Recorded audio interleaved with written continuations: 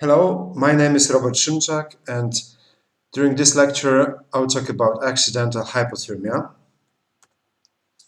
I have used the European Resuscitation Guidelines 2021 and Wilderness Medical Society Guidelines 2019 to prepare this, I hope, short lecture.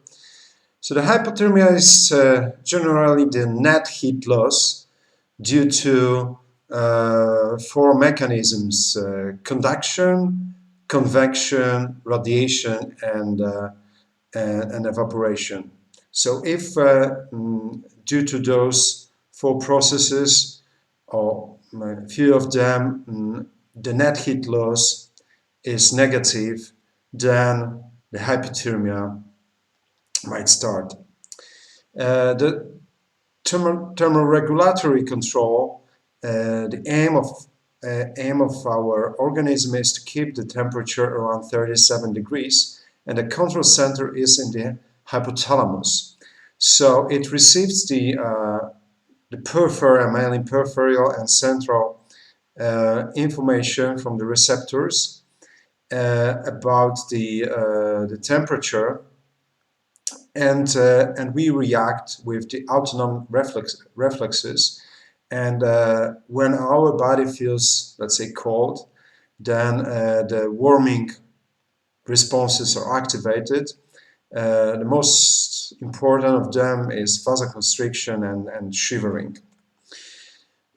Accidental hypothermia, from the definition, is the involuntary drop in core temperature. And when the temperature is below 35 degrees, then we talk about the accidental hypothermia. And it might be primary when the hypothermia is induced by the exposure to cold. So the most common examples are the situation in the outdoor when athletes or lost persons or climber, let's say, are exposed to cold, and due to this exposure the hypothermia is induced. It might be also the situation in urban environment when we've got homeless people or somebody who's intoxicated, and in the cold environment for a prolonged time, if it acts to the organism of such people, such patients, the temperature might drop. We might have also secondary hypothermia, which is induced by illness, and it happens indoor, and the victims of this secondary hypothermia are usually old and multimorbid persons. So well, something about the prevention to hypothermia. So we should know that we as a human originate in tropics. So we've got quite limited physiological means and systems to avoid hypothermia. So of course the main heat production is from exercise and then from shivering.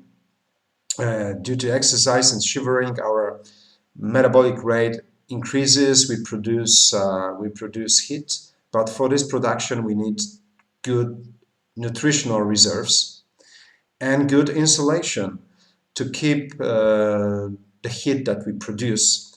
So those two mechanisms, exercise and shivering, is limited by the conditions of the environment, so the temperature and wind, the insulation that we've got, and also the energy nutrition status. The question is if it allows us, for how long it will help us to provide exercise or shivering.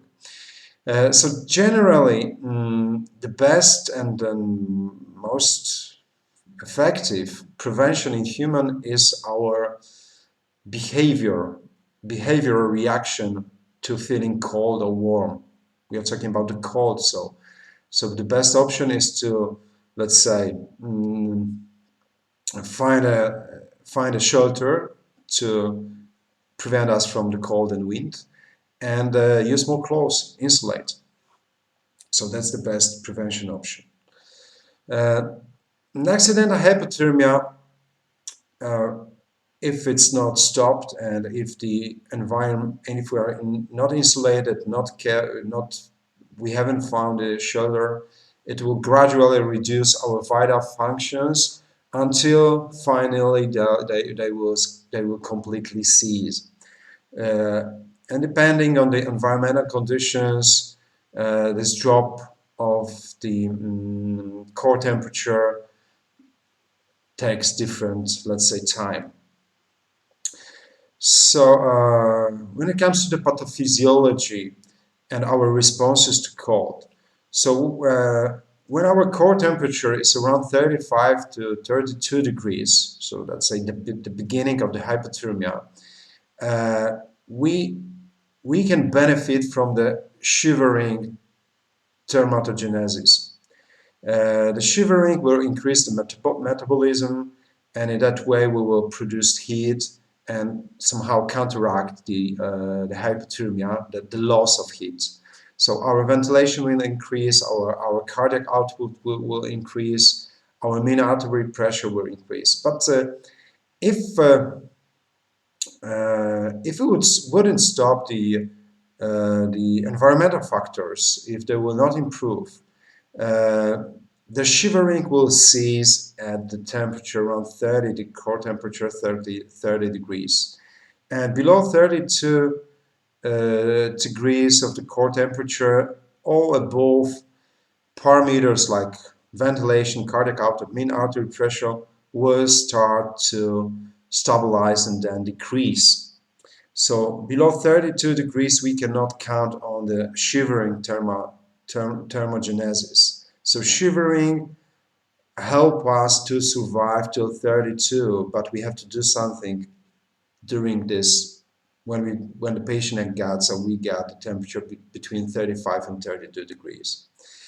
When it comes to the cooling of the brain, the activity of the brain declines when the core temperature is below 33, 34 degrees, so quite quickly, let's say. And first, this cooling of the brain will provoke irritability, confusion, apathy, poor decision making, which might be very important in the situation when the patient has to help himself or herself. Then our conscious level will drop into lethargy, somnolence, and then finally to coma. Below 32 degrees, the level of the consciousness is really decreased, and actually we cannot help ourselves. And that would be one of the main symptoms basing on which we will classify the degree of the hypothermia. Another important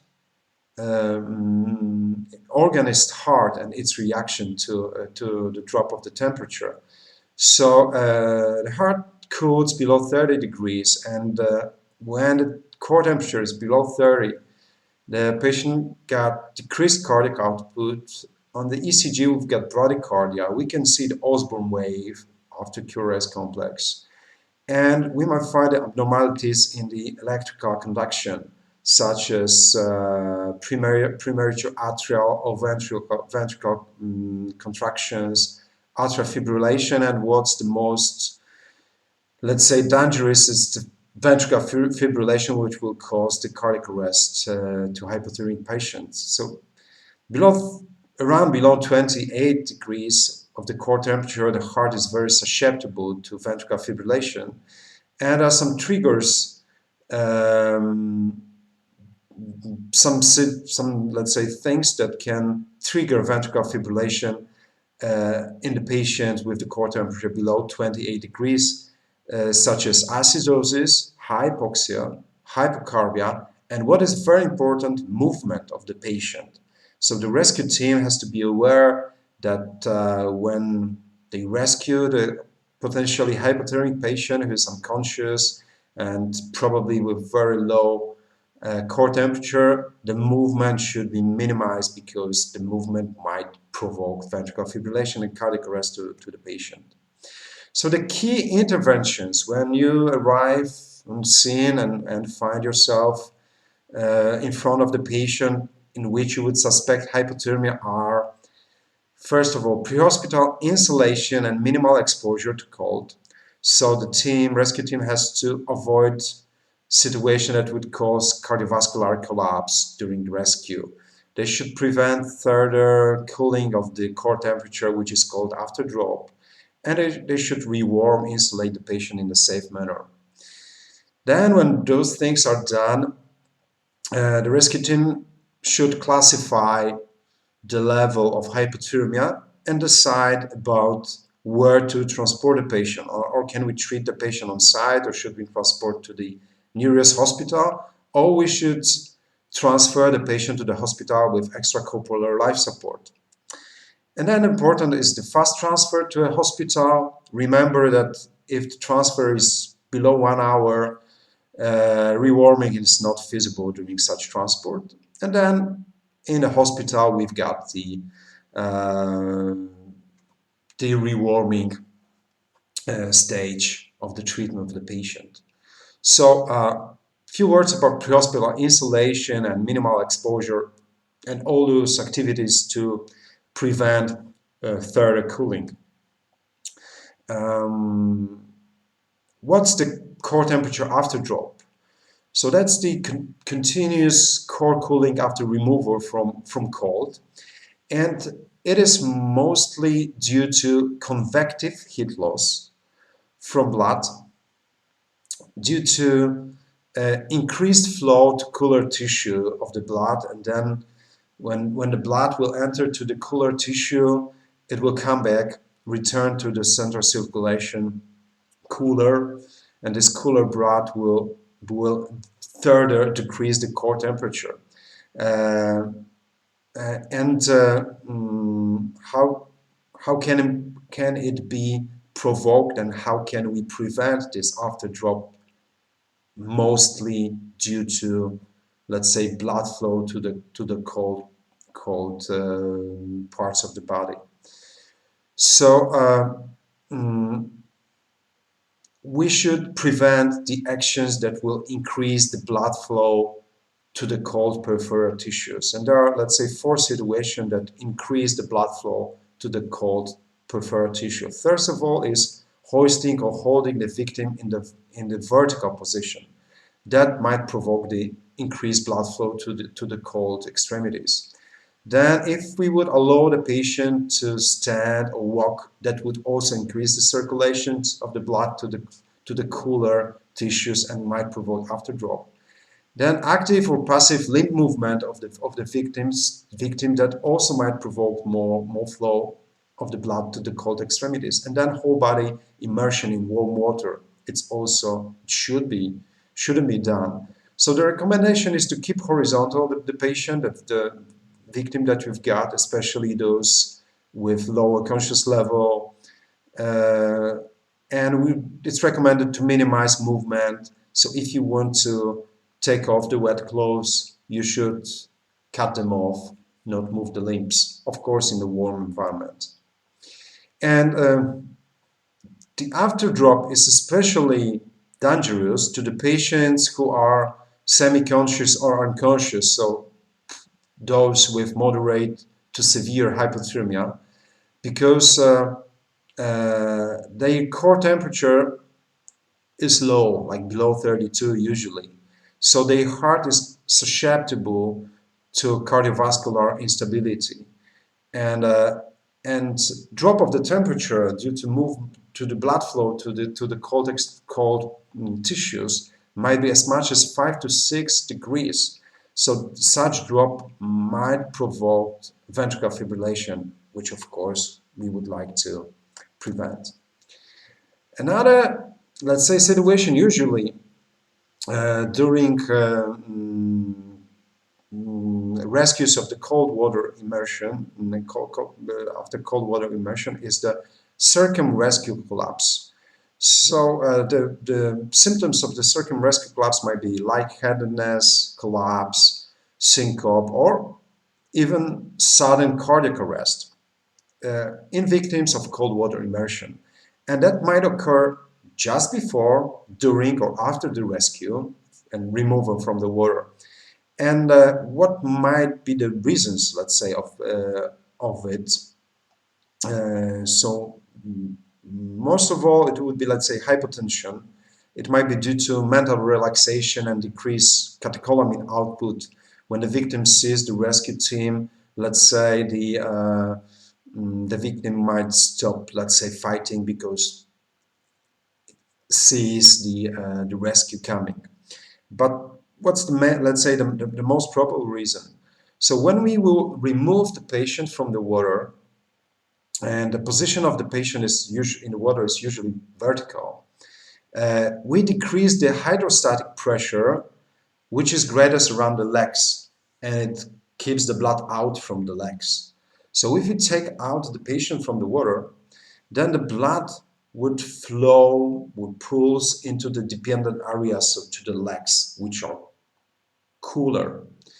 Uh, one of the things is that they are cooler, but then the amount of blood of the patient will, let's say, then have huge part of it will go to the legs. So we will have decreased blood flow, blood return to the heart that would provoke hypotension, and it might provoke cardiovascular collapse because cold heart will be not able to compensate for this drop of blood return. So will not be able to increase the cardiac output. So we would have hypotension, low blood flow, decreased blood flow to the brain, for example, that might provoke collapse. But also this blood that, let's say, if the blood will, let's say, the blood that returns, after all, is cooled and can contribute to afterdrop that might provoke ventricular fibrillation. So we've got this few mechanisms: low blood pressure and cooler blood that will return afterwards. So afterdrop in patients who are rescued from the water usually is increased when the victim assists in the rescue, so climbs on the ladder onto the boat, for example. So rescuers have to keep it in mind not to provoke such movements in severe hypothermic patients. So what are the recommendations? So the first of all is to keep the patient horizontal, because it can mitigate the effects of decreased hydrostatic pressure. So especially those patients from the rescued from water or crevasse should be kept in a horizontal position. Then avoid physical effort. That protects against afterdrop. And it's quite also important to mentally stimulate the patient to, let's say, to be focused on the survival, to not, let's say, feel at ease because the rescue team arrives. That helps to maintain the proper level of catecholamines that are responsible for the good blood pressure. So those were let's say, afterdrop and circumrescue collapse. Those are the things to prevent. Then to prevent the patient from the further heat loss, we should use insulation materials and vapor barriers.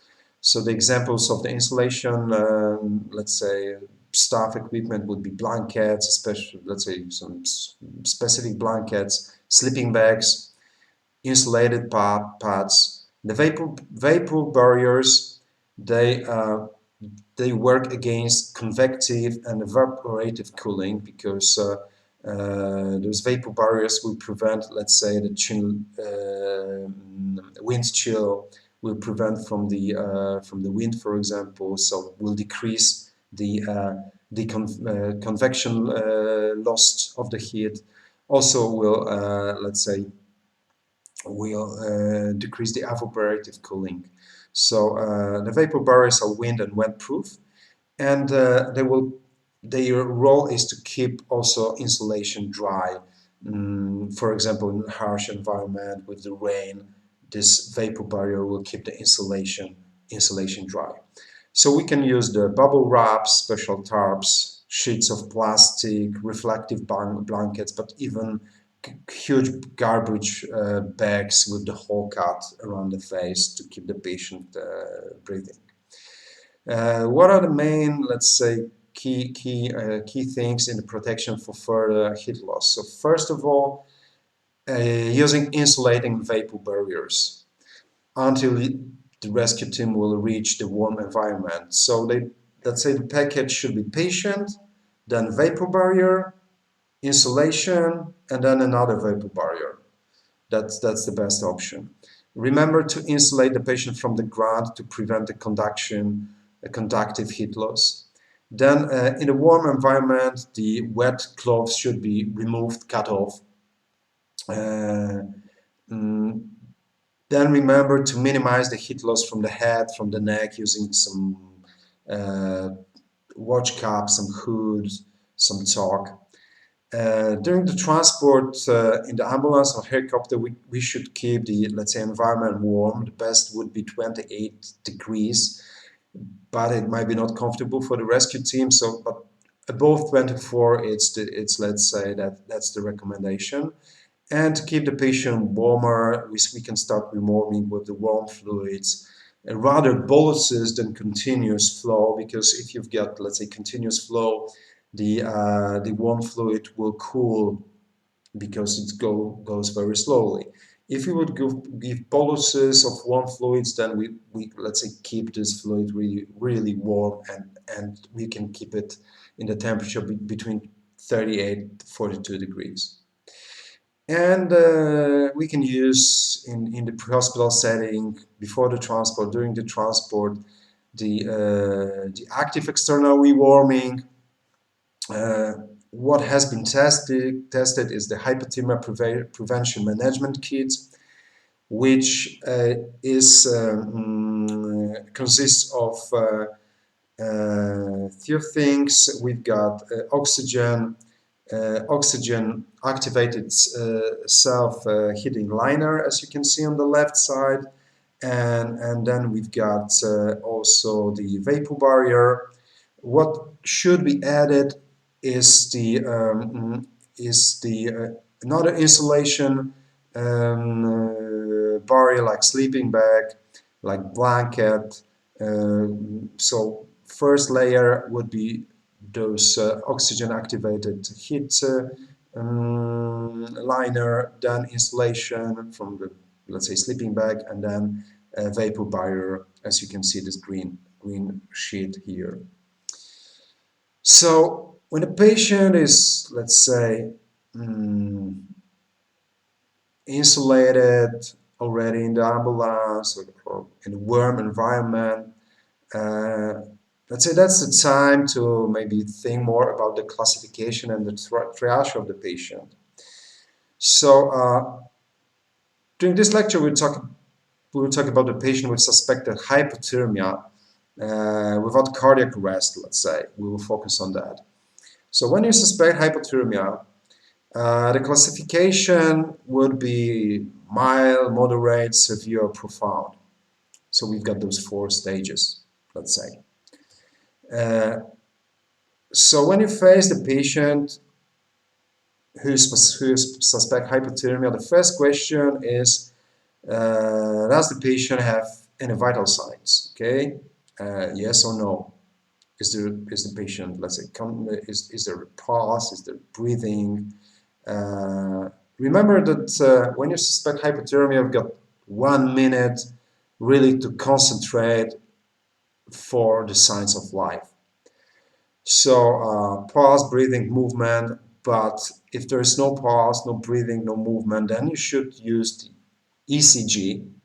When it's asystole, ventricular fibrillation, ventricular tachycardia, of course you start CPR. But when you've got organized rhythm that suggests, let's say, pulseless electrical activity, do not start CPR, but use end-tidal CO2, use ultrasound, and check if there's any wave, if there's any contraction that corresponds to QRSs, to organized QRSs. And if you've got end-tidal CO2 wave or ultrasound contractility that corresponds to QRSs, then do not perform CPR. If there is no end-tidal CO2 wave, if there are no contraction in the ultrasound, of course, continue, let's say, start CPR. So if the patient has no signs of life, it is the hypothermia type 4 which is called profound. So, of course, there is the algorithm to assess such patients, but the part of those patients that the primary cause of the cardiac arrest is hypothermia, they should be transferred to the hospital with extracorporeal life support. So no vital signs. If the hypothermia is the primary cause of the cardiac arrest, transfer to the hospital with extracorporeal life support. And there's the algorithm in ERC guidelines that I have explained in another lecture that you can find. If the patient has vital signs, we continue our questioning, our examination. So the patient has vital signs. The second question is, what about the conscious level? Do we have the conscious patient or decreased consciousness or unconscious? It's important. So if the patient is conscious, so there's no impairment of the conscious level, we've got patient with hypothermia who has vital signs and is conscious, then we classified it as hypothermia type 1, mild hypothermia, conscious hypothermic patient. Usually those patients will shiver, and usually their temperature is between 35 and 32 degrees. You might find the patients also who are, let's say, they look cold, they're conscious, they shiver, but the core temperature is over 35 degrees. So those patients are not hypothermic, they are cold stress. They're cold stress. So what's the therapy for the patients with the mild hypothermia, so conscious patients with the hypothermia? If they're uninjured, so you decide if the treatment can be done on site or if the patient should go to the hospital, to the nearest hospital. If the patient is injured, of course, has to be transported to the hospital, but to the nearest one.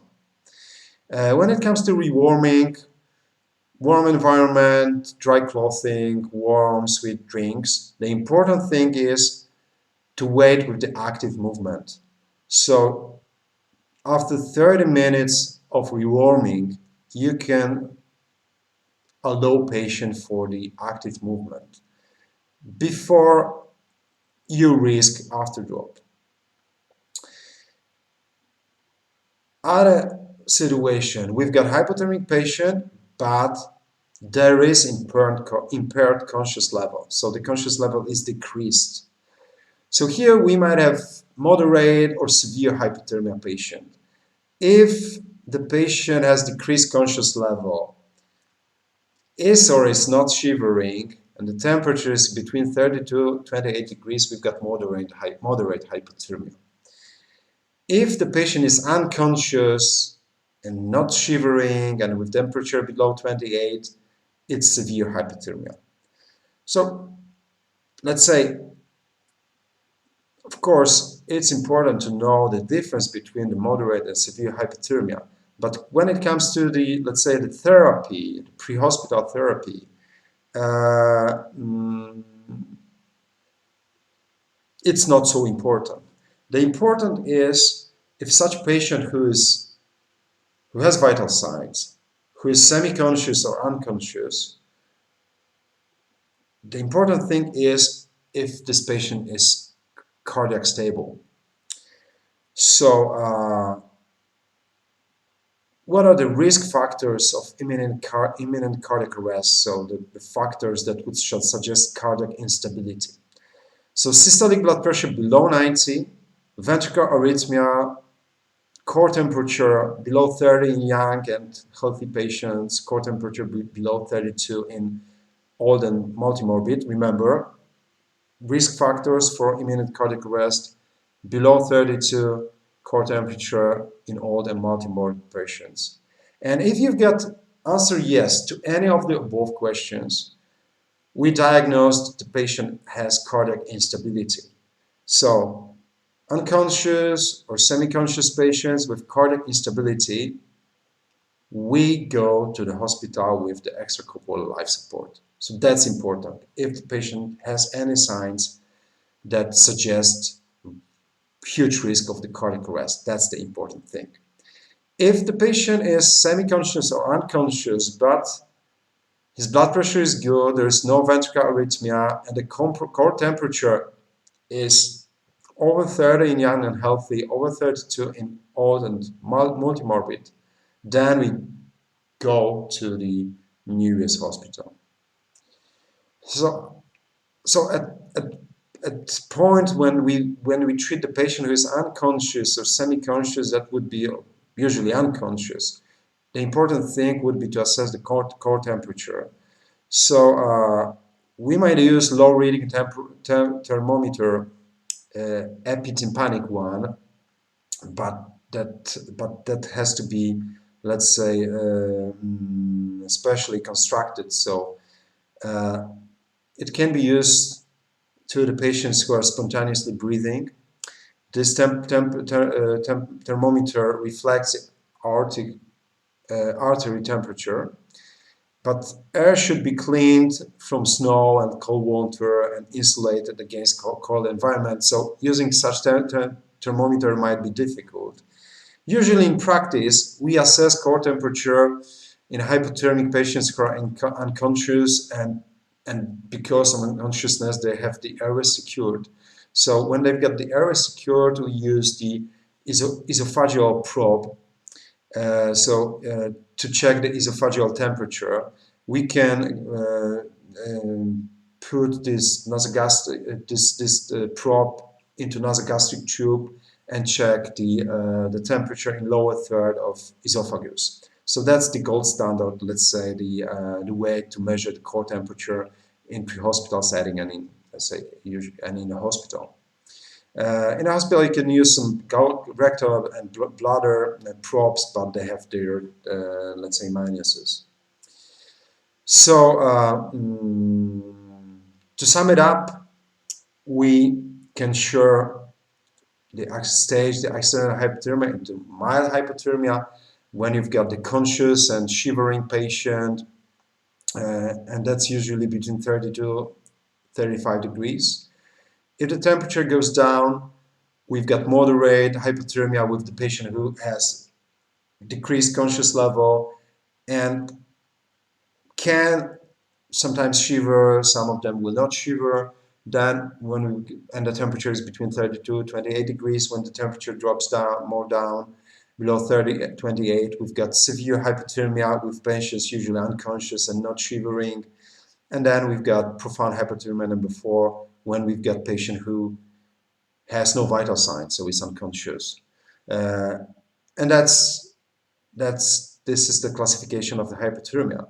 But for the rescue team, the important thing would be the triage, how you triage those hypothermic patients. So you can treat the patient on site when the patient is conscious and uninjured or cold stress, so hypothermia type, mild hypothermia usually. You go to the nearest hospital with the patient who is conscious and injured, or unconscious but with the heart, let's say, cardiovascular system, which is stable. So systolic blood pressure over 90, no cardiac instability, no ECG, let's say, abnormalities, and core temperature over 30 in young patients, over 32 in old ones. So those are transferred to the nearest hospital.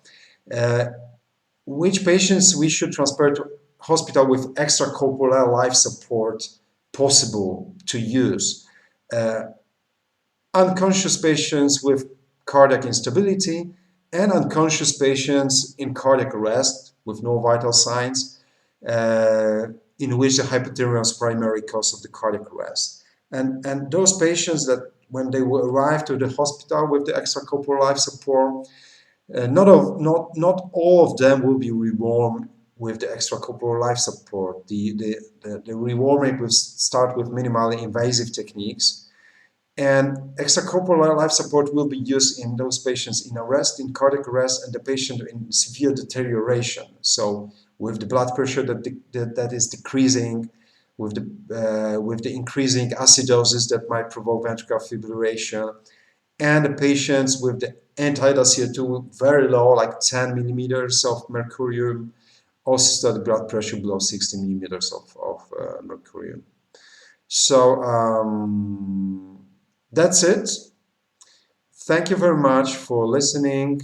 If you've got 30 questions, you can use this email. Thank you very much.